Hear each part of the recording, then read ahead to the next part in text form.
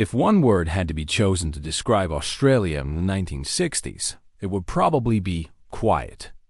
Not noisy, not rushed, not swept along by the chaotic rhythms of the modern age. It was an Australia that had just stepped out from the shadow of war, rebuilding itself through labor, discipline, and the most fundamental values of human life. Australia in 1960 was not yet the multicultural nation it is today. British influence remained strong, visible in clothing, speech, architecture, and ways of thinking. On the suburban streets of Sydney or Melbourne, it was common to see rows of low houses with tiled roofs and neatly trimmed front lawns.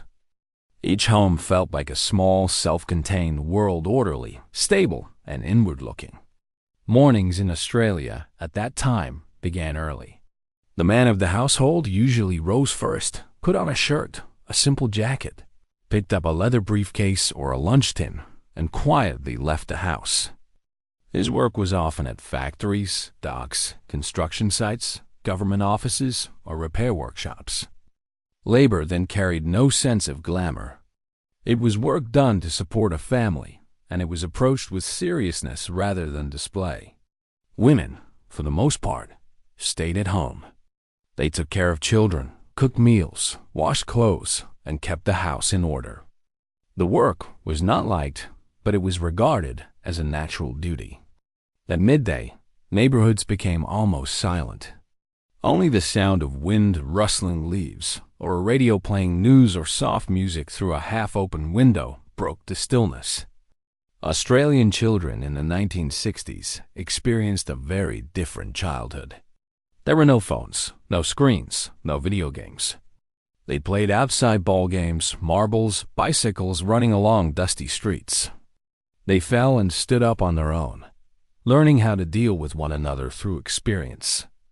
Parents did not supervise every step, but they taught their children clearly about right and wrong, politeness and disrespect, responsibility and carelessness. Schools at the time emphasized discipline. Uniforms were neat, lines were straight, teachers were strict. Education was not about self-expression in the modern sense, but about becoming a proper citizen. Students learned reading, writing, and arithmetic, but more importantly, they learned to follow rules and respect others. Churches played a major role in social life. On Sundays, families dressed properly and went to service. The church was not only a place of worship, but also a community center.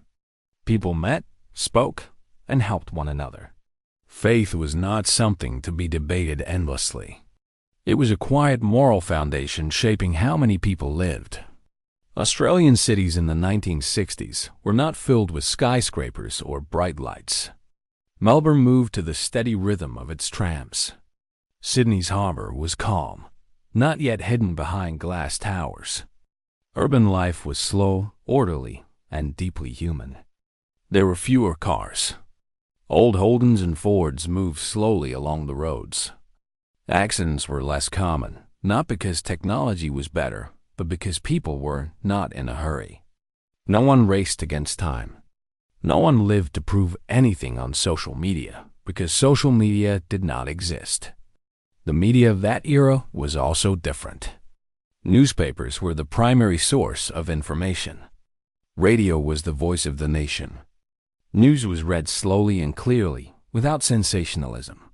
People received information with distance, not trapped in a constant emotional cycle as they often are today. Politics in 1960s, Australia existed quietly. People paid attention, but without extremism. They believed in order, in institutions, in the state. That trust was not perfect, but it was enough to keep society stable.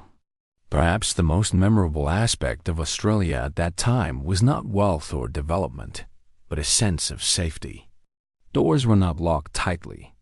Children walked to school alone. Neighbors knew one another. Communities were small, but connected. The 1960s were also a period of gradual change. New waves of migration began to appear. Youth culture slowly emerged. But everything happened at a measured pace. The old was not immediately discarded to make way for the new. Looking back from the present, it is clear that Australia in 1960 was not perfect. There were limitations, injustices, and issues not yet named. But it was a society with a clear moral axis, where people knew where they stood and how they were expected to live. Today, as Australia becomes more modern, diverse, fast, and complex, memories of the 1960s resemble an old photograph, slightly faded, grainy, scratched, but truthful. It reminds us that there was once a time when life did not require much to be considered enough. And perhaps it is precisely that simplicity that makes Australia of the 1960s a memory worth remembering.